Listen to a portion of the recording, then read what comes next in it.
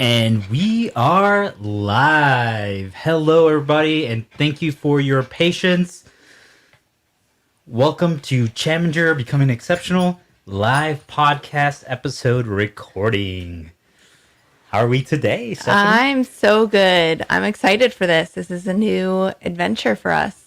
Absolutely. It's something new, it's something different, and we really hope that this resonates with people. This is truly living and exemplifying the Chaminger message of being vulnerable, being honest, of just putting yourself out there and seeing how people respond. And I think most people need a little bit of a warm up, but they love it because it's like, oh man, like they're just so real. They're just showing everything. And I hope that if after this recording is over, we can at least get one person to start embracing that mentality of, hey, you know what? I'm going to share how I really feel and let's see what happens. Yep. I like that. So, with that said, we want to slowly get started as obviously since we were a few minutes behind schedule, I just want to make sure that we let people roll in, but we're going to start with our introduction. Yes. So, my name is Fabian Chagoya. And my name is Stephanie Firminger And we are the hosts of Industry Darksides. I love it. So as you guys can tell, one of the things about podcasting is that most people do it by audio only, and they don't do a video aspect. We feel like it's important to have that video aspect because it increases your reach, it increases the amount of people that can watch it, it makes you more approachable because people can see the face or the face behind the voice. I almost said the voice behind the face. But I would say that the most important thing that we try to push with this is when you're recording an episode, like, you know, we haven't pre-planned everything. We don't know how everything is going to go. It's all about the moment. It's all about the chemistry. It's all about the conversation. So there are times where there's going to be mistakes, but that's the beauty is that there's something called editing where Yes. if you need to place something that was said at the beginning to a later point, we can do so. So if you guys see some and hear some errors, that's the reality of podcasting, and you just don't get to see that final product. Exactly. So before we get started with the actual episode, I just thought for all the viewers who have never tuned in and seen us before, that it'd be really important for us to really share a little bit of our background. And one of the things that can you just do me a favor really quick? Mm-hmm. I know like we're live, but could you check the Facebook event and see if it is linking to this? Because since it's through a different platform, it might actually not.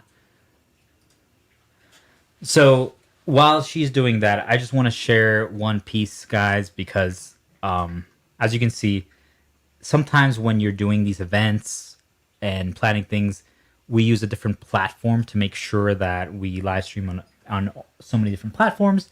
And sometimes what ends up happening is that Facebook doesn't play really well with like StreamYard, which is what we use to stream in multiple platforms.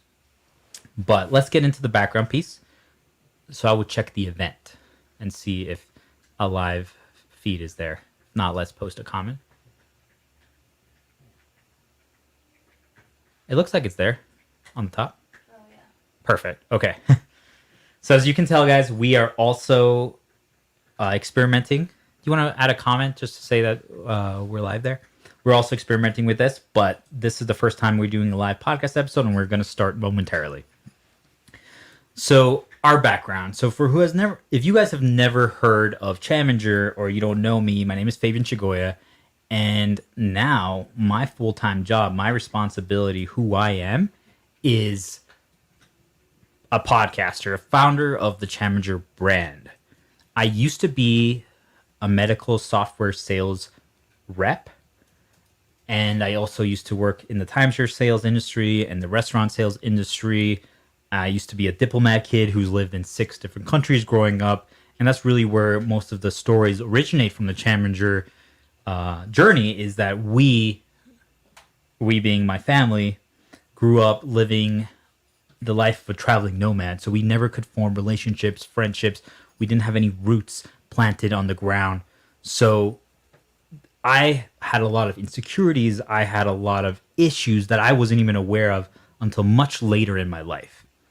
And that's one of the things that we are changing or we want to share is, hey, look, you can overcome your issues. A lot of people just see the final product, and I wanted to make sure that people realize that this final product is still a work in progress, and it had a lot of work to even get to this point. You know, embracing all of the Chaminger values, but really, we've overcome so much, and we just want to share what we have done, our story, to help other people. Hopefully, it resonates with you. Hopefully, it connects with you. If it does, awesome. Please like, comment, share it with your friends, your family. If it doesn't, hey, we appreciate you checking us out. That's all we can ask. Do you want to share a little bit of background so that people know kind of where you're coming from? Yes. So, I have never worked, or I used to listen to podcasts, but I never really knew kind of what went on behind the scenes. I worked for a medical practice for about 10 years before this, and it was just time for a change. And Fabian invited me on this journey, and so here we are. That's right. Absolutely. 100%. It's kind of crazy when you actually take that next step to try something. And that's really the goal of this, of what Chaminger is. We are just looking for people to take that next step, to try something that they haven't tried yesterday. And it might not always work out right away, but if you're even 1% better at that thing than you were yesterday, we're happy. You should be happy. And it's just reframing that mindset, because we took a big risk doing this, but it's been probably the best journey I've ever had in my life. Yeah, it's been so exciting. So many crazy things have been happening, especially recently, and things we're figuring out. But it's so much fun every day. I love that so much. If you're happy, I'm happy. Let's just read quick some comments, and then we're going to get started with the actual episode. Appreciate it, Alejandro. Looking forward to what this new idea might bring. It seems to be working. Hello again. Well, it is working. Good. Things work. Again, if you guys want to influence the episode, there is going to be opportunity for you to chat and comment as we're progressing through this. And please, please, please, we read the comments. We will respond to the comments. We love your guys' feedback, good or negative. That's the only way for us to grow. So we can take it, I promise. Yes, we can. You ready to get into their new episode? Yep, let's do it. So just for people that are also kind of like how much prep work goes into it, how many recording takes do they have? This is our first take, and it's going to be our only take. And there's something that I think a lot of maybe podcasters don't do, or they worry about perfection. We just go into it. We have a game plan, but we let the conversation flow naturally. And the reason for that is that we preach authenticity. We preach vulnerability. We preach be you, be free, stay amazing. If we didn't do that, if we had like 8 episode takes, if we recorded it 8 times before releasing it. So you guys get to see the first and only draft. Exactly. All right. So, hey, Stephanie, today we're discussing industry Darksides. Should be interesting. I know that we have a couple stories that we're going to share. Of course, we would love for everyone else to share their stories so we can go into theirs, but we'll start with ours, and then later on down the road, we'll use other people's stories as well. Absolutely. There's just something to be said about experiencing other people's stories, because as much as we have both lived insane, crazy lives that a lot of people can relate to and learn from, Yep.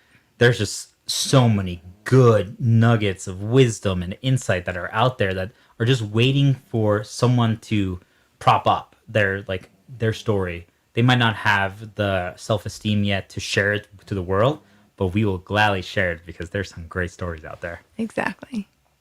So before we get into the content of today's discussion of Industry Darkside, I want to share a little bit, since this is the first episode, of what we're looking to accomplish here.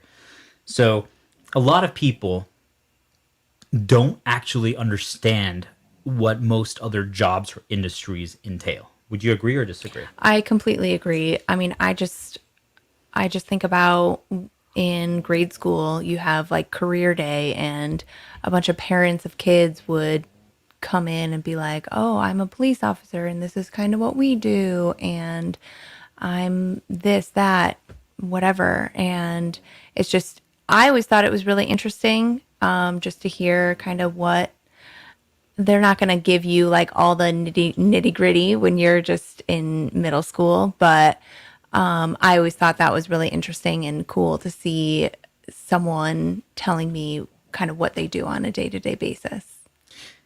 I'm going to say something that's probably going to blow your mind. I never realized really what career day or like the bring your kid to work day and all those kind of things really entailed. I never thought about it ever.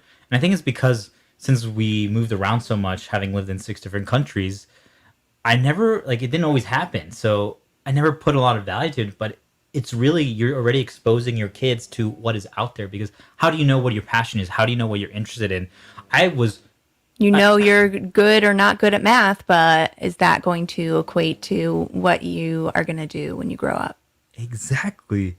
I mean, I was just going to share this story really quick before we move on, is that I remember in Jamaica. So yes, I lived in Jamaica. That you had to like make this drawing and you had to put a title of what you wanted to be when you're as your job when you grow up as a professional, like study and all this stuff. And I was like, I have no idea. I'm like, I don't know. There was kids that say I want to be an astronaut. There's kids that say I want to be the president of Jamaica. There was kids that were like, I want to be a professional soccer player. And I'm like, wait, are we talking about like what we think we're gonna be, or what we actually want to be? Because I know that I don't think at home I'm like, I want to be floating in space and be an astronaut, you know? So, excuse me. That was one of the things that I was like, it was such a struggle for me. I just didn't know. And I'm like looking around the classroom and all these kids know. I wish that I had been exposed to more jobs like what they were. I mean, I knew what my dad did and seemed badass. You know, he was a Mexican diplomat. He represented an entire country. He was the face of Mexico in any country that we moved to. But I was like, I remember actually writing this. This is hilarious. It just your comment brought this back to my forefront of my mind.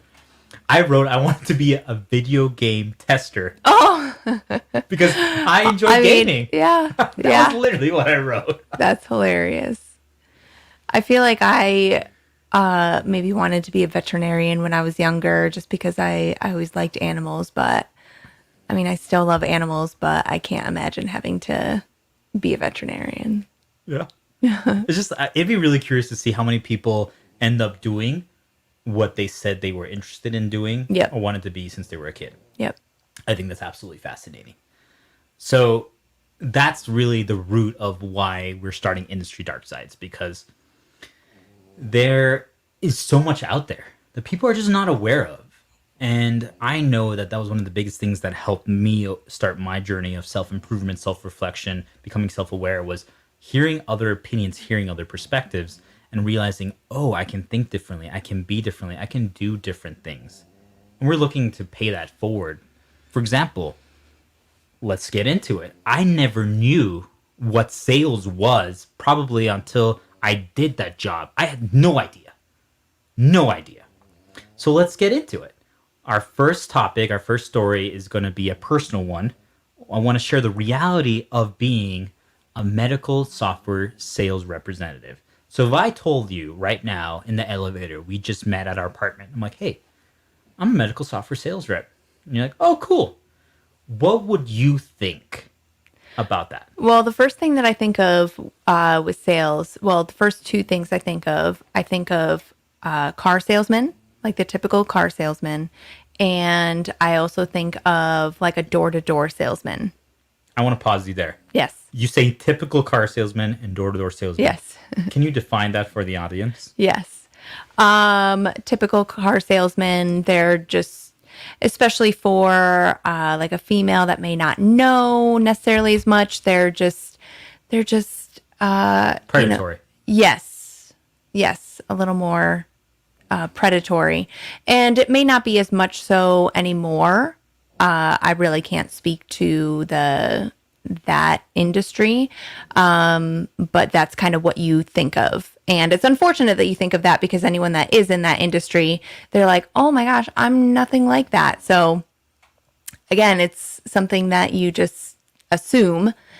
And then there's the door-to-door salesman that's trying to sell you a set of knives or something. And I just think of this one time there was someone trying to sell a vacuum, and they went to my parents' house.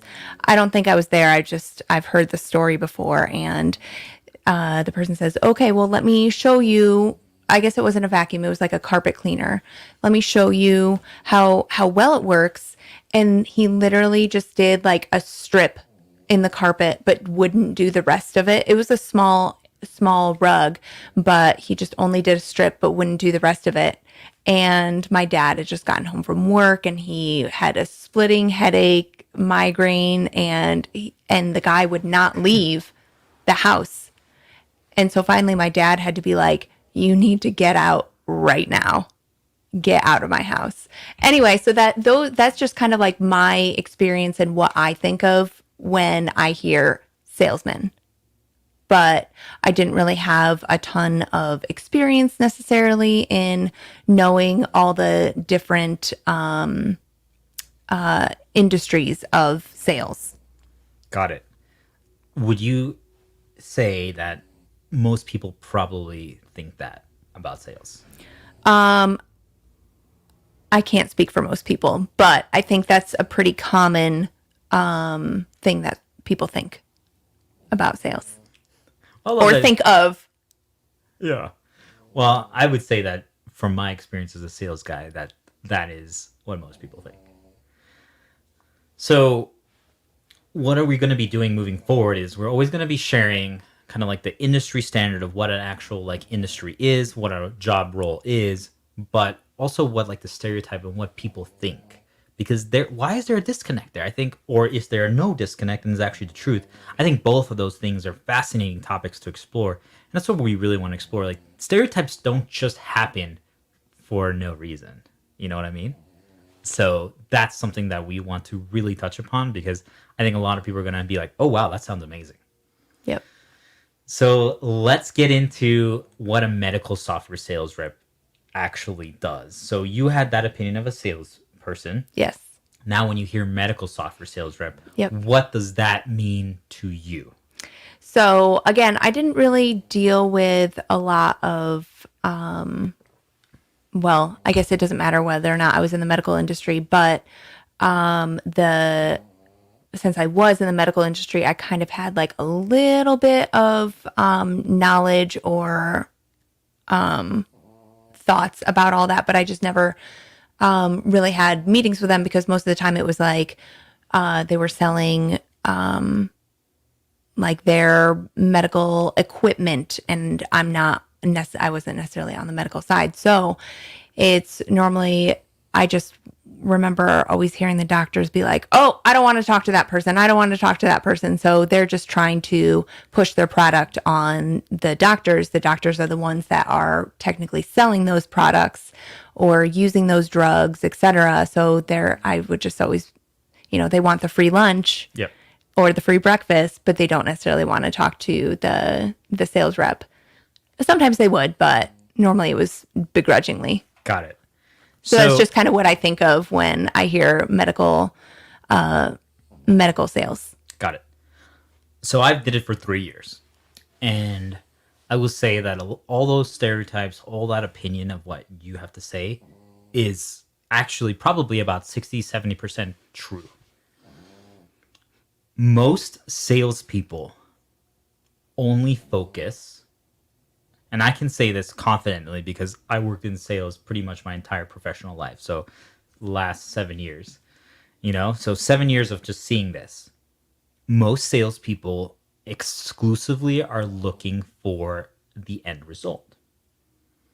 So I take that statement and put it to something a little more digestible. So what do I mean by that? Think about fitness. You're trying to get fit, but you don't want to put in the 100 sit-ups or push-ups that you need to do every day to achieve that. You want to go straight to being fit. So what do? You are going to research and find ways to can you skip corners? Oh, if I take these supplements, I can skip 3 months of exercise. Oh, if I do that, so forth. So it's always about like I want that supplement if you can skip 3 months of exercise. Exactly. So that's really where I want people to realize is that you're always viewing the end result, because in sales you can work at something for 5-6 months, which is what a medical software sales rep has to deal with. Most businesses in the medical industry have a lot of money and the contract sizes are extremely large. Yep. So I would say, on average, just because our product was changing, my average contract was, maybe $75,000 to $85,000 per year that we charged our client. The largest ones we're sometimes talking like $300,000, $400,000, $500,000 per year that you're asking the CEO or the doctor to pay you every single year. And we're talking 3 to 5 years, most likely. That's a lot of money. Yeah, I think so. That's a lot of money. So now you don't want to put in the work and you want to just skip that step and get that commission check. So that's where I say like a lot of people don't actually take a step back. So I just think about like you are basically so for people who have never understood this industry, you basically are assigned a territory. What did I mean by that? I was assigned Colorado, Kansas, and Nebraska. No one else from the company works in this territory. Literally, you're the only person from the company that is even near those 3 states. You're alone. That means that the company trusts you to sell and be the face of the company for these 3 entire states. Just right there alone, that completely changes the game from just your typical car sales rep and door-to-door sales rep. Definitely a lot more responsibility and self-accountability with that. Absolutely. And then there's also the lack of check-ins. And yes, your boss might do video calls or call you every so often, but let's be real. If you wanted to, pardon the language, if you wanted to bullshit around and not work for months on end, you probably could get away with it. But the only person you're hurting is yourself, because aren't you doing this job for money? Yep. Right? So it comes to a point where it's like you have to learn accountability. You have to learn self-discipline. You're working from home. You are creating the relationships with these people. No one, like your boss can be like, hey, let's do a call with them. But it still has to come from you.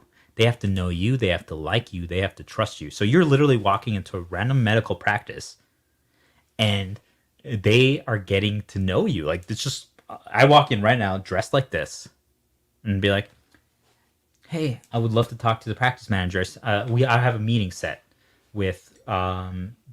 Chagoya for 10 a.m. They're like, okay, let me check with Dr. Chagoya.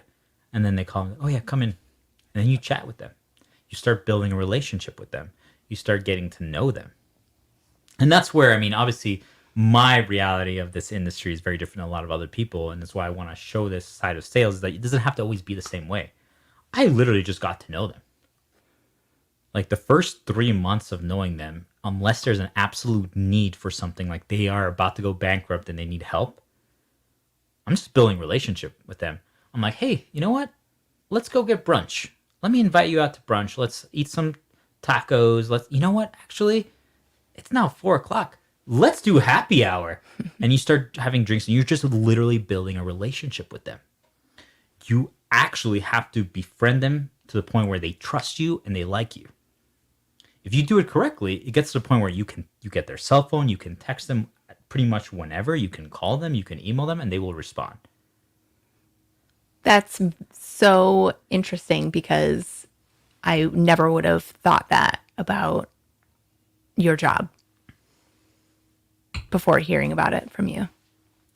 It really is relationship building with, I had about 120 accounts ish, and about 80 of those, 90 of those would actually want to be involved. The rest, they just don't care. They just want to do their thing. They can barely keep their business alive, you know? They don't have time to meet with anyone. But that's when you quickly realize also how different people are. The people in Denver, Colorado that are running a 50 doctor surgery practice that has 12 locations and is bringing in $50 million of revenue a year is a completely different business than the little Kansas clinic in the middle of nowhere that has 2 doctors, you know? Yep. So you have to now be able to relate with people from the middle of nowhere, people in the downtown metropolis. You have to be able to understand their needs. You have to be able to communicate with them. There's a lot that goes into that. Yeah. This is where the dark side comes from. You are, and it might be different at all companies, but I want to say that most companies don't put a lot of emphasis in training. So you learn the basics of the industry, but it really is your responsibility.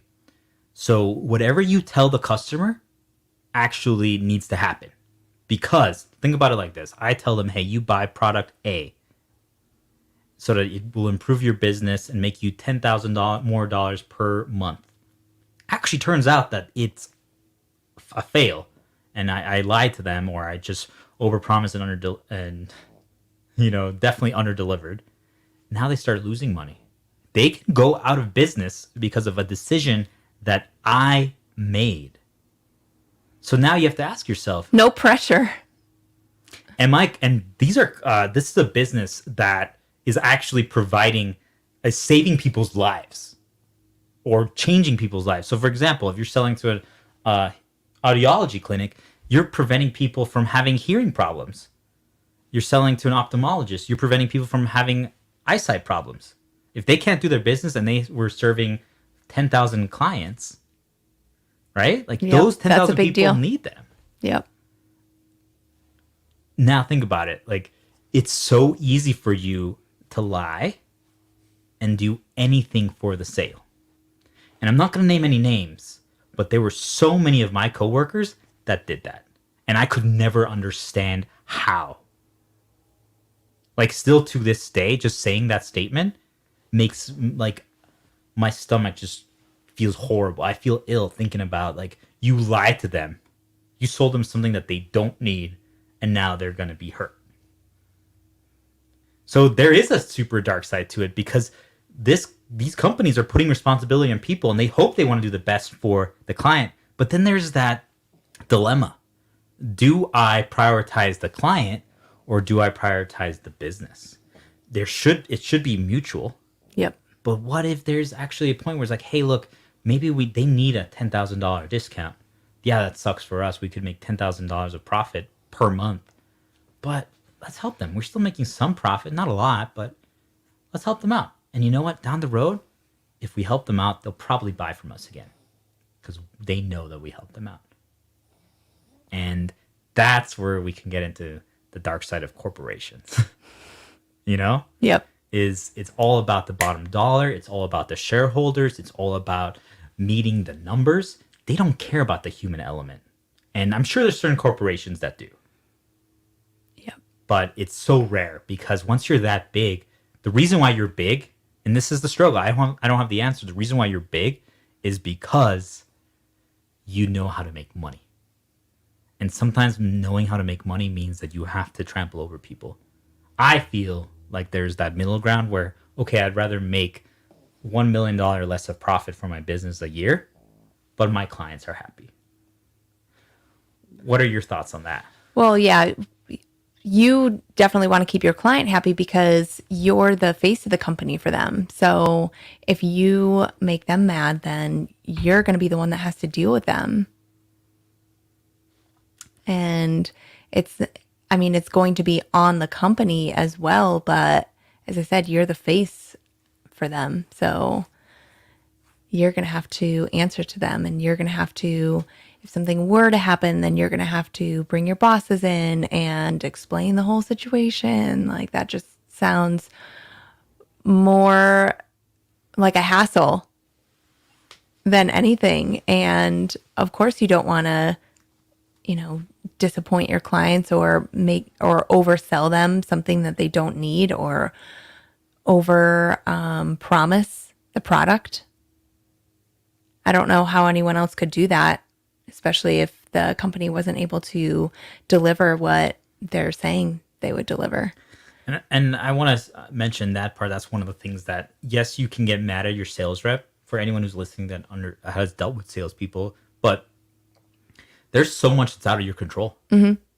I mean, when I started my job, I literally built it off of relationship and trust. Like literally, I could email any single client in my territory.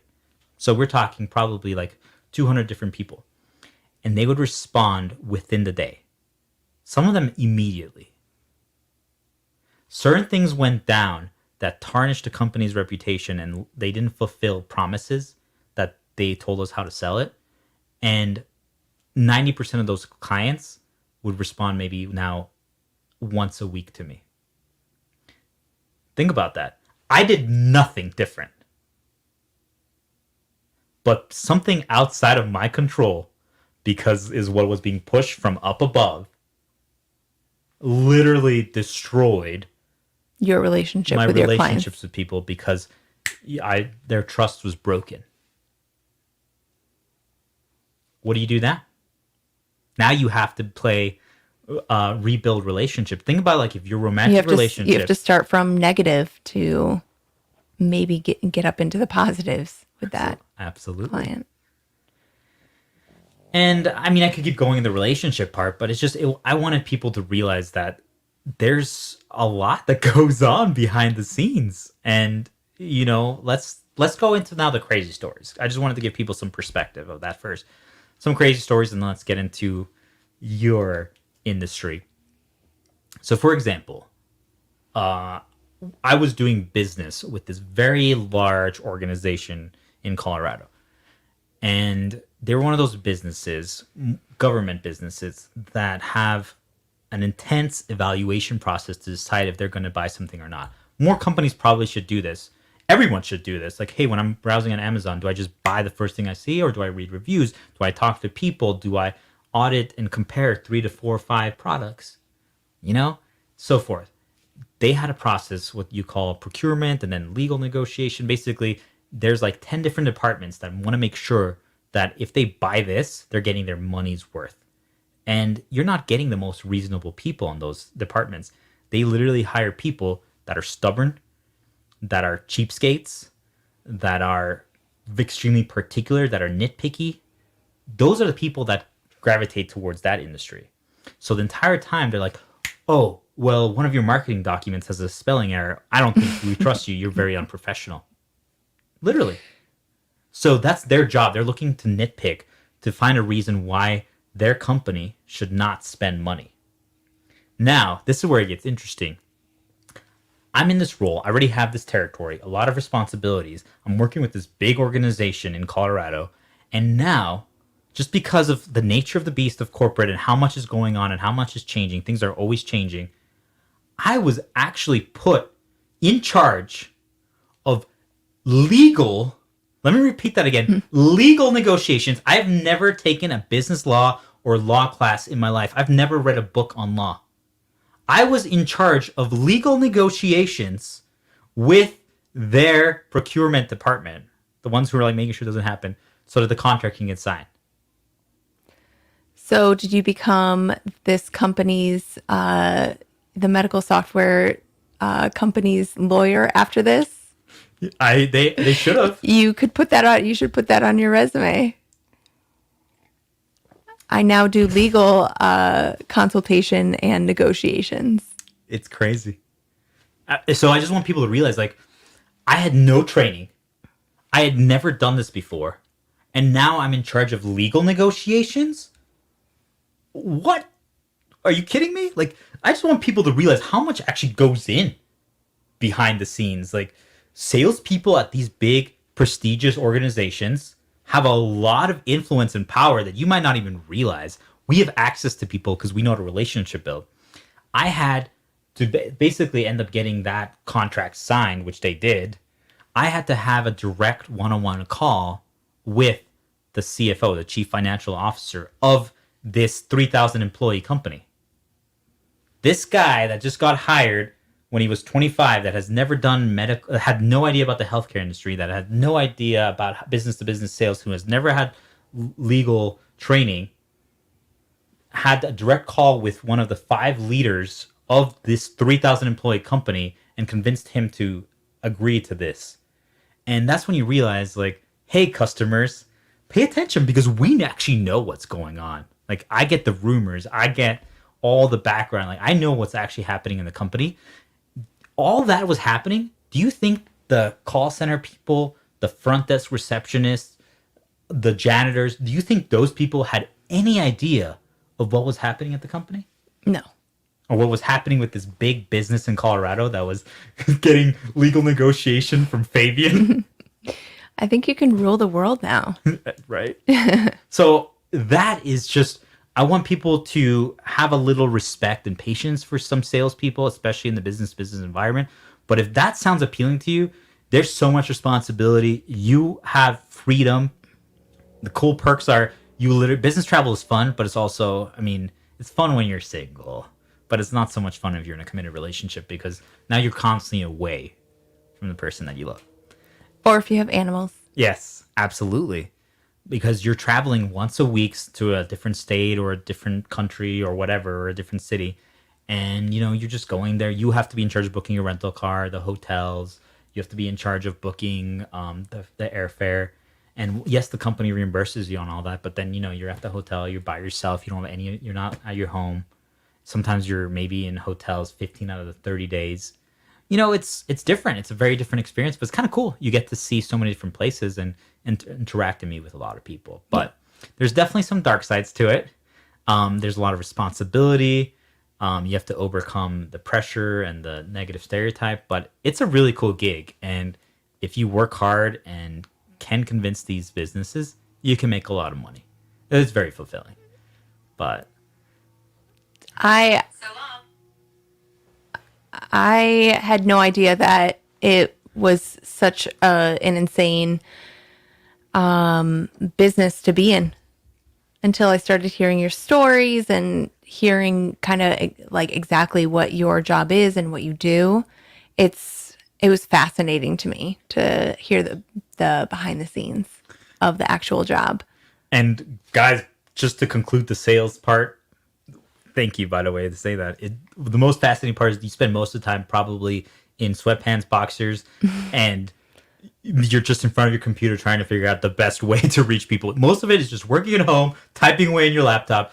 The suit life, the suit image, traveling around the world, visiting clients and shaking hands, that's 10% of the job. But I highly recommend it for everyone. It changed my life. Being able to learn sales, being able to, it pushes you. It's literally probably what got me into the self-improvement journey, is if people don't buy from you, it means that you could have done better. So you just keep growing. You keep growing, keep growing. Yeah. And eventually. Sounds addicting. Oh, yes. That's a different dark side for another time. Yep. So before we get into the story about the medical billing, I just want to read some of these comments and see if there's anything exciting, because for you guys who are just listening to this afterwards, we are doing a live podcast recording, and the comments and the feedback can influence the episode. So be excited for that. Well, I don't want to become famous by buying followers, but we appreciate you. The vacuum happened to me as well when we lived together. The other rep misrepresented themselves as offering a carpet cleaning service with a free cleaning to introduce themselves. I remember that, and I got so mad at my brother because he was giving them like our food, like cupcakes and stuff. Oh my goodness! Don't, because I mean he. So for some background for the viewers, my mom is German and had to learn how to host extremely well because we were in the diplomatic lifestyle. So you always had parties, you had people over. My mom and dad too, but especially my mom were phenomenal hosts. So obviously it trickled down to my brother and myself. So then I'm like, why are you hosting this guy? He's trying to take your money and we don't need this. I'm like, I was so annoyed. I'm like, because I knew what was happening. I'm like, what are you doing? Hilarious. But that's how they get you. They prey on the people who don't know. Yep. wound up being a lie to get their foot in the door to sell their premium vacuum. I know as a kid, our mom gave the view that the point of commercials was to sell their products, so I admit I had a decidedly negative view of snake oil salespeople for the longest time. Yep. Yeah. And it's always interesting. It's so interesting. Like, I think that's why I like being underestimated and having a chip on my shoulder, because that's what sales is. You walk in the door, people are like, oh, it's a sales guy. And then I come and I'm like, yo, what up, man? Like, let's hang out. And they're like, what is this? I always tell people, like, I'm not your typical sales rep. Yep. So I appreciate hearing the more humanized realities from the other side of working such a job. Absolutely. Relations back here. Hello, Rogelio.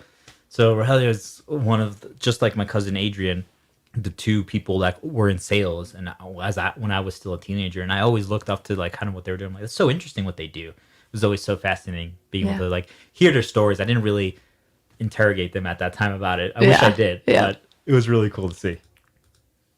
Short-term versus long-term gain. Short-sightedness and greed blinding you to what should ultimately be mutual gain, as you said. Really is the concept of short-term versus long-term. Yeah. That was a rather fascinating story. Yep. Hello. Greetings. It is super fascinating, super interesting when you really think back to some of your previous accomplishments and what you did. And again, I mean, if you guys follow the Chaminger journey and talk about, view every event as like a lesson. What did you gain from it? Do progress check-ins, see like, where was I a year ago versus where I'm at today? I'm like, that night and day. Yeah. Yep. But now it's time for your story. Yes. So you wanted to ask what the industry is and what my opinion and what general people think? So I worked for a medical office, and I did their billing, their medical billing. So what do you think that type of person would be if I were to tell you that I was a medical biller? Yeah, let's be completely 100% real. I mean, obviously now I'm biased because I was working in the medical software sales industry. Right. But if you had told me you're a medical biller before I had done that job, I'd be like, I don't really know what you do at all, but aren't you just the one who just hounds people to get like their money?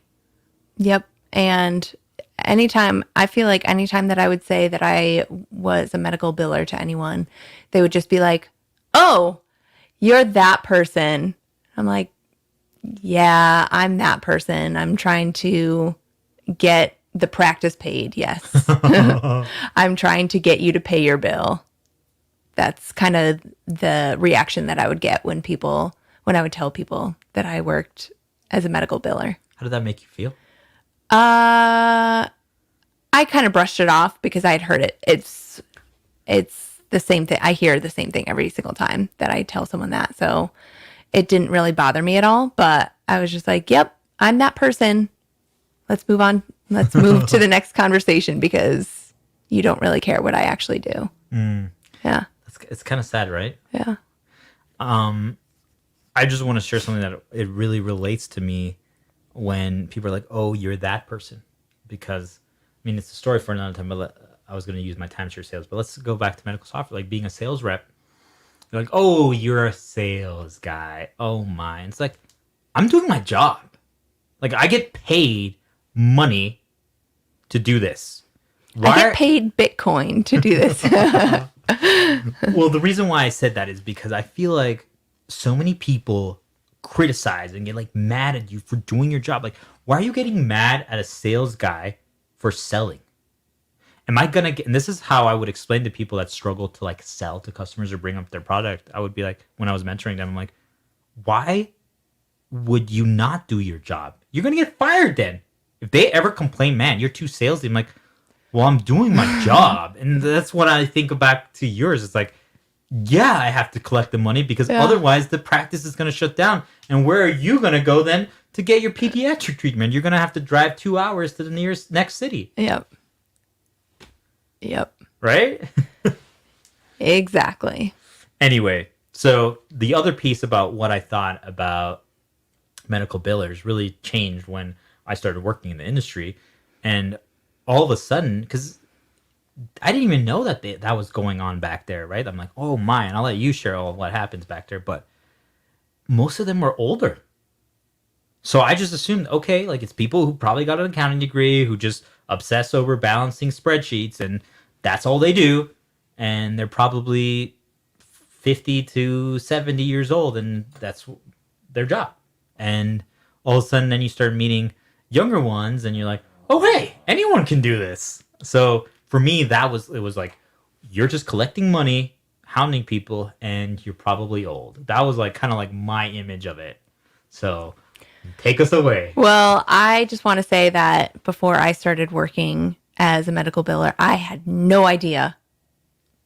When I got this job, it was my first job in the medical industry in general, and let alone in billing in any capacity. Like I had not necessarily hounded people for money in other jobs, but kind of.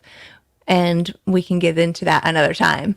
But yeah, I had no idea what would be involved in the job. So I didn't really have any preconceived notions going into it. But I mean, I did a lot through my years and there were a lot of responsibilities, but I mean, obviously talking to insurance companies, trying to get them to pay, talking to the customers, trying to get them to pay, or the patients, I guess I should say, trying to get them to pay.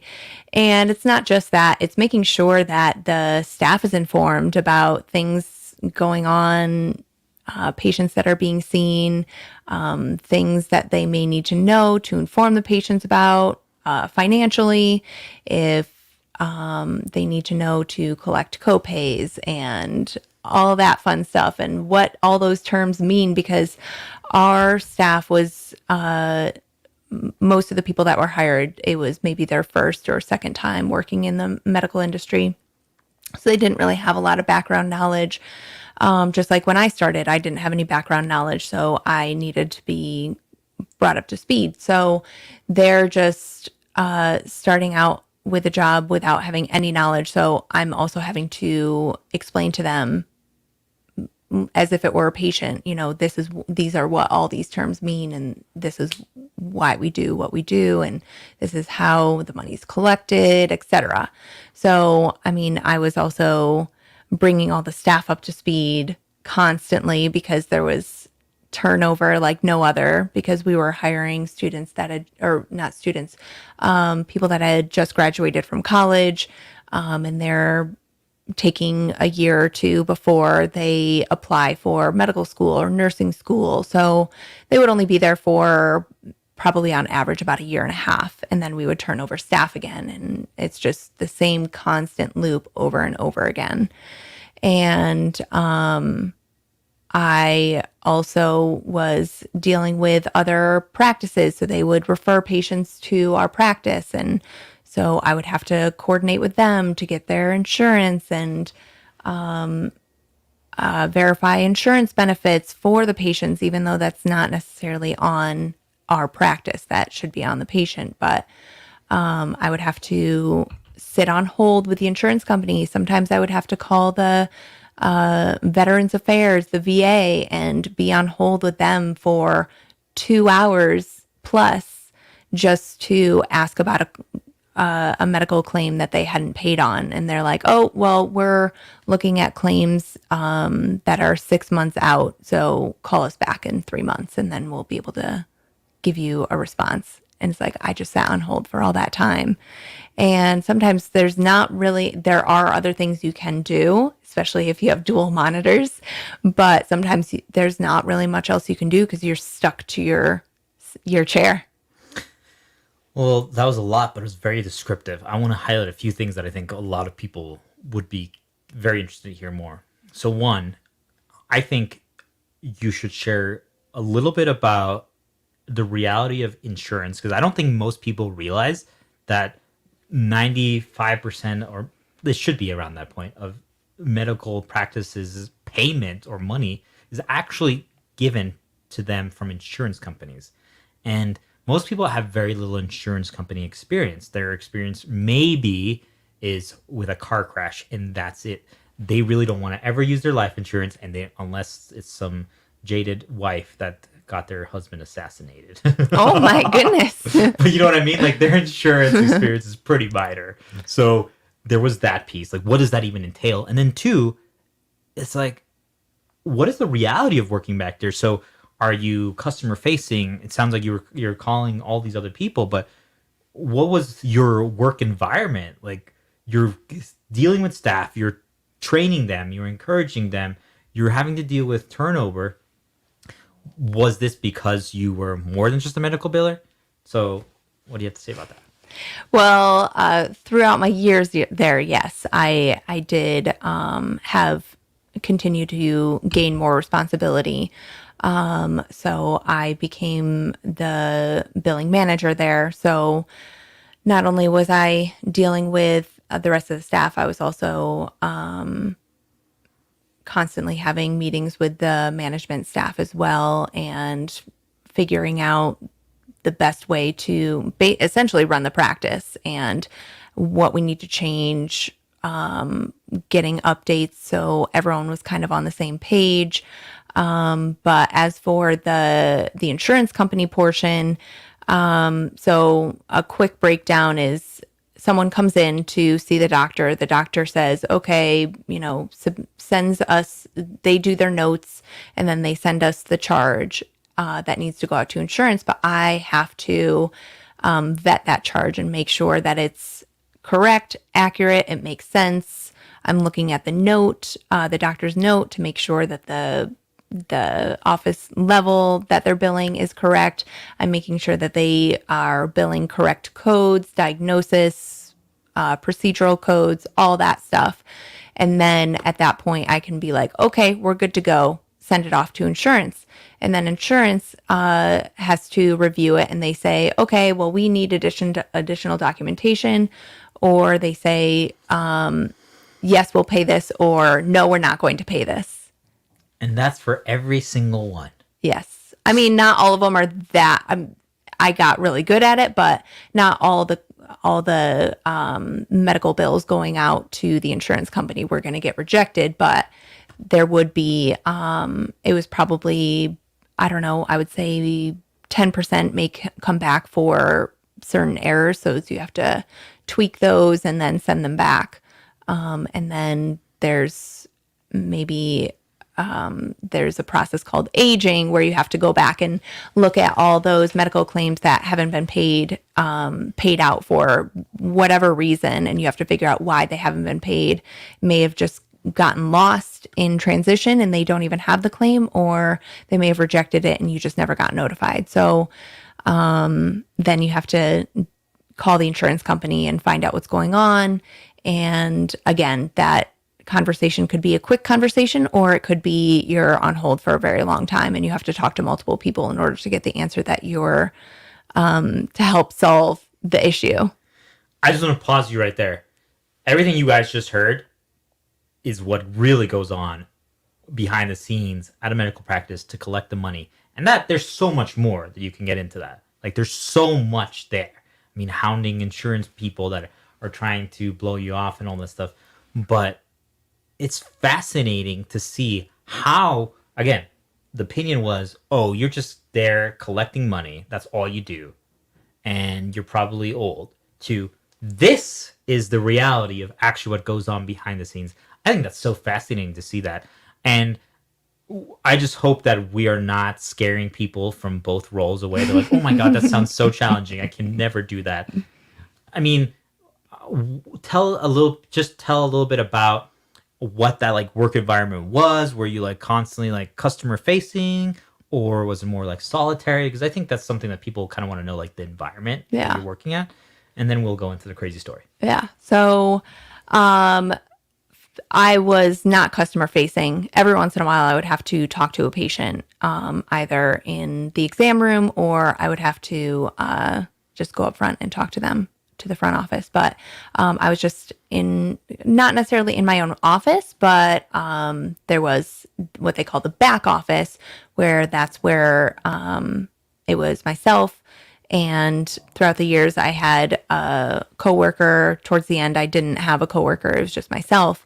But, and then there was a scheduler back there as well. Sometimes, some of the times. It just depended on what year we were in. But sometimes I was completely solo back there. Sometimes there were a couple other people. But when you're on the phone a lot and you need to be concentrating on things, it was better for me to just kind of not have any distractions and not have anyone else back there trying to talk to me, ask me questions and all this stuff. But I would constantly get interrupted by the staff because they would have a question, because I would be kind of the go-to person to be able to answer most questions unless it was something super medical specific. Got it. Well, you were so good at that, like being able to handle all the different moving pieces. And I think it sounds to me like one of the biggest things is that a medical practice, there's just a lot of change. And I don't think a lot of people realize that. And that's really one of the big takeaways that I'm getting from your story of describing, is that you have to be ready to change, and you don't know exactly 100% what all your what you're going to do, because you know your basic duties, right? And probably there's like 5, 6, 7 things that you're going to have to do that are more like, there's data entry, there's like balancing, there's all these things. But then there's the parts where it's like actually getting the money paid. Mm-hmm. That's the part where it's kind of like the Wild West. Yeah, exactly. So anyway, kind of wanted to get into the story now. So as for the story, it was just really interesting. And it's going to be kind of towards the end of my time working there. And, it was maybe for the last year or so that I was there. And, I would talk to the doctors, every once in a while. We would say hi to each other, but I was in the back office, so I didn't really have a ton of interaction with them. I would have questions for them. They may have questions for me, but we wouldn't really converse and about work or otherwise. Question to you before you continue. Mm-hmm. Did you enjoy that? Like that they weren't really like involved in your things? Only in the sense that I knew that they trusted me. That's awesome. Yep. So, but also, they could kind of see results from whether or not they were getting paid and how much money they made each month and all that stuff. So is that scary? Sometimes, but not generally, no. Got it. Just because I knew that I was doing my job. So that's all I could do. That's all I can do. Yeah.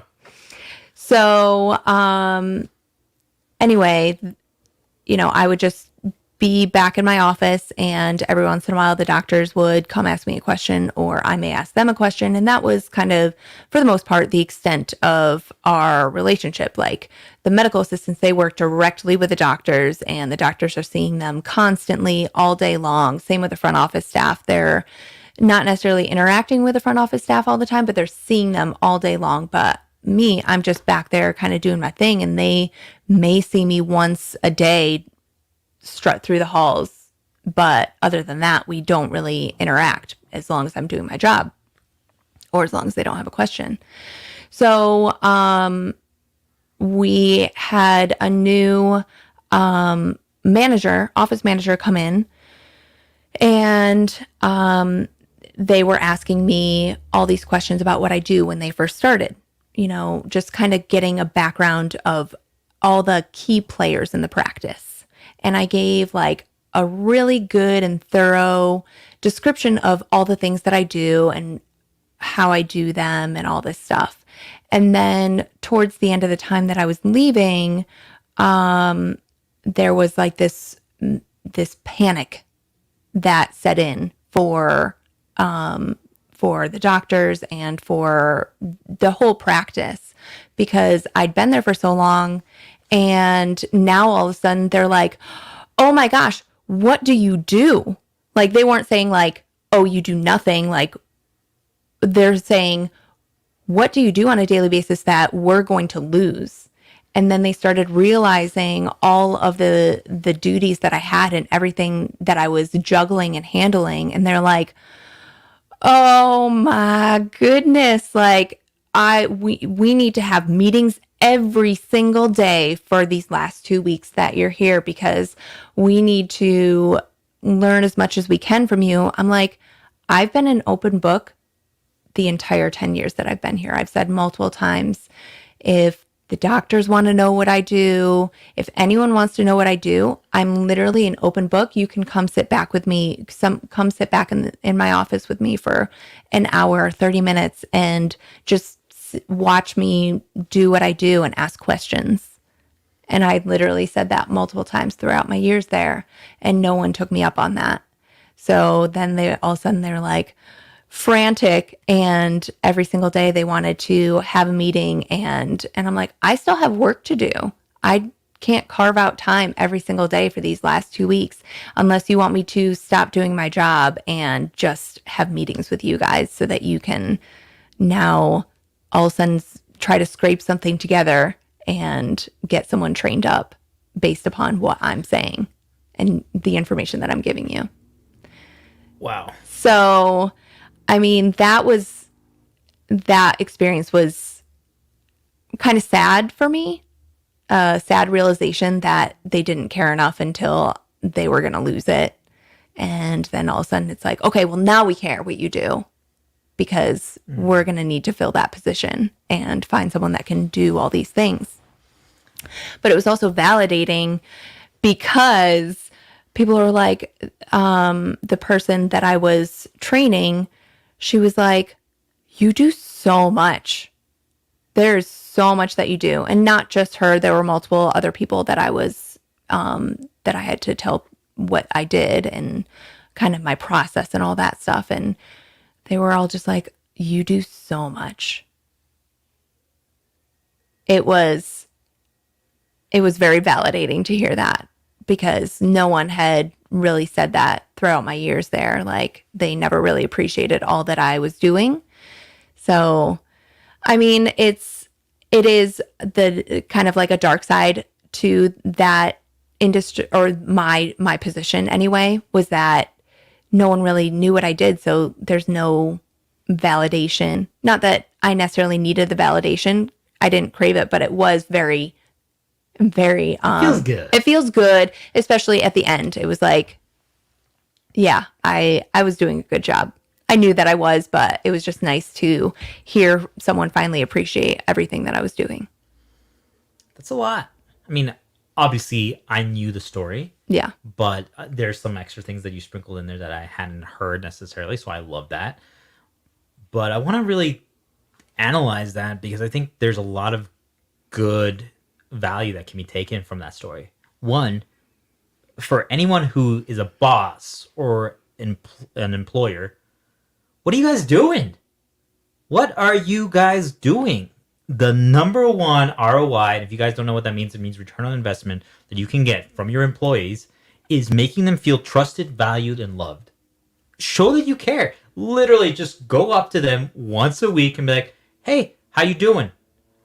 How are things going? Are you happy? What can we do for you? What could make your job easier? Maybe even once a month if you can't squeeze in a week because you have too many employees. That alone would be game changing. The fact that they didn't know what you did and you've been there for almost 10 years is, pardon my language here, but that's pathetic. And it goes to really show you one of the biggest problems in today's society and everything, but especially in the business world, is people take things for granted. Yep. People take things for granted. They took that, I just think about it like this. I'm like, well, all the jobs I've had in my entire life, I've never felt like I'm going to be at that company for the rest of my life. I've never had that feeling. Maybe it's because of my background of having lived in 6 different countries and moving every 1 to 2 years. So I have no commitment, but I have loyalty. But I'm not committed for life unless every year is a new game, Like, I'm here as long as things are well. I'm loyal. But if things go bad, I'm going to look for another job. And it just seems to me like so many business owners are under this false impression that there's literally no way that these people are ever going to leave. And that just tells me that, that's actually kind of insulting.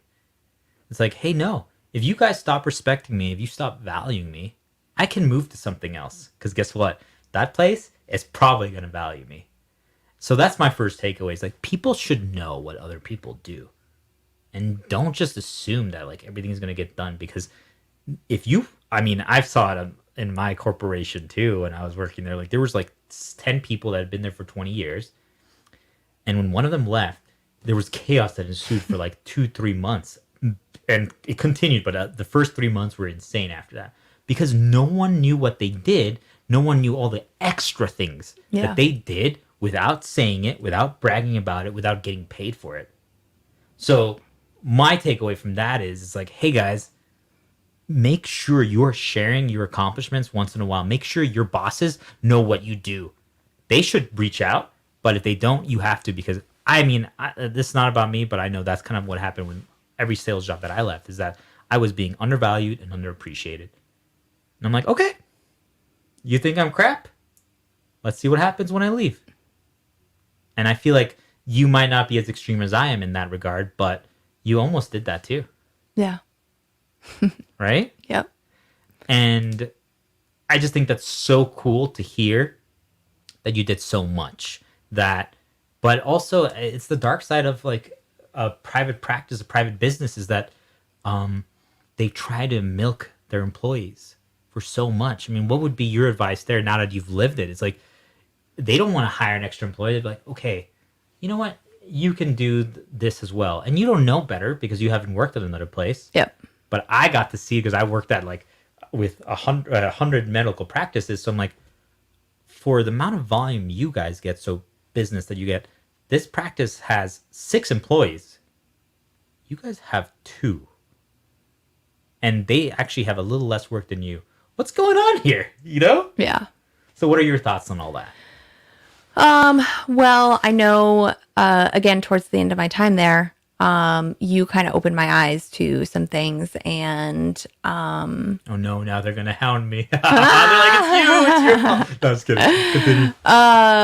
but I was just like, well, I'm not going to do more unless I'm going to get paid more. So I realized towards the end of my time there that, you know, I needed to stand up for myself and not just do because they're asking me to and they're my employer.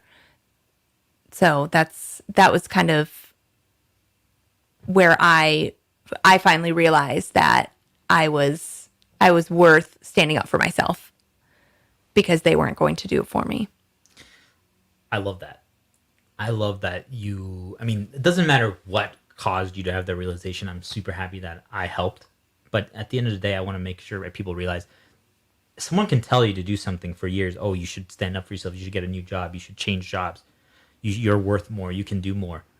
Until you believe it, nothing's going to change. You're not going to do it if you don't believe it. So that makes me really happy that you took that leap. And my advice just to everyone who's listening right now, since we got here organically, is if you feel like you might be getting taken advantage of by your employer, or that they're not valuing you as much, my question to you would be, when was the last time you did a progress check-in? So what do I mean by that? You take a step back and you say, hey, I've been doing this job now for 7 years. I got hired to do this job 7 years ago with 7 years less of experience, life experience, job experience, emotional experience, whatever. You probably are so much more talented, intelligence, experience in everything in the world than you were 7 years ago. But you're getting paid the exact same? Why? Yep. Why? You want to know why? Because your boss doesn't want to pay you more, and they're Yep. hoping that you don't realize. Yep. Because guess what? If you went to a different practice or a different job, let's not even keep it in your industry, to a different job, and they're like, oh, wow, you've been doing this for 7 years? And you had consistently this performance at that place? Yeah, we want you. They're like, hey, we'll offer this. And you're like, wow, that's a $25,000 raise. You would never get a $25,000 raise at your previous job, you know? Yep. And I mean, that's just an example. It might not be the exact specifics for most people, but it's that progress check-in.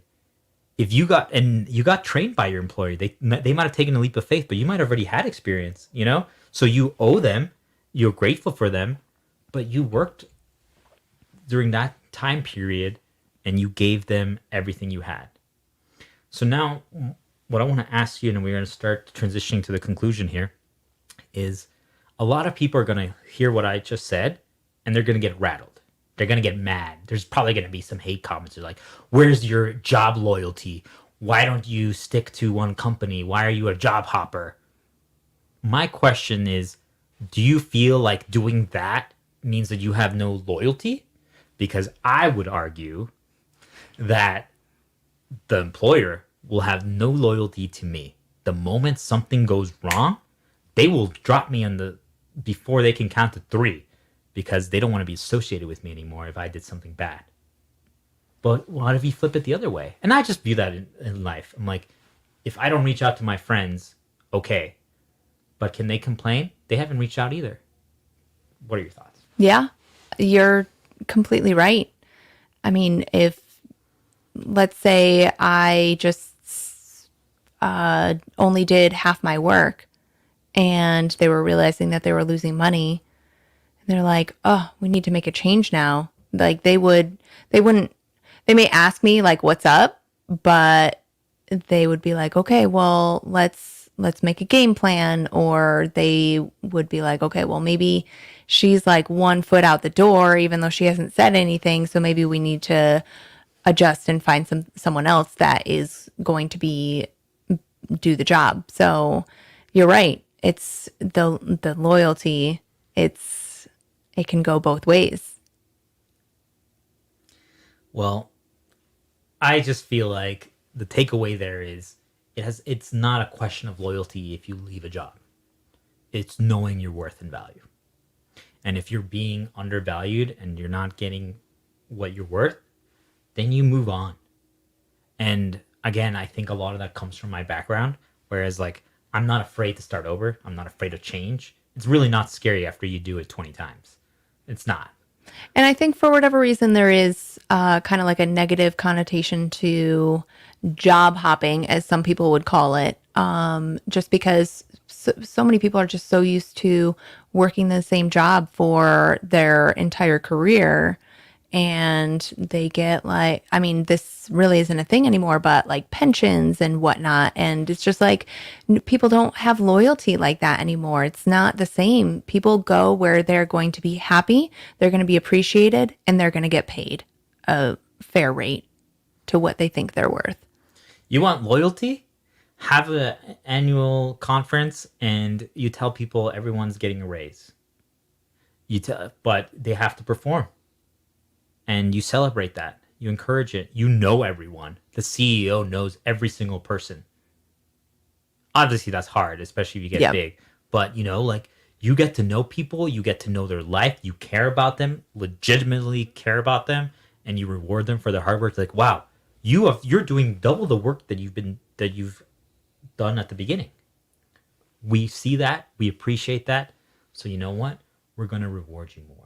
I could guarantee you they could pay less than market value, but because they show that they care, the people will stay. Yep.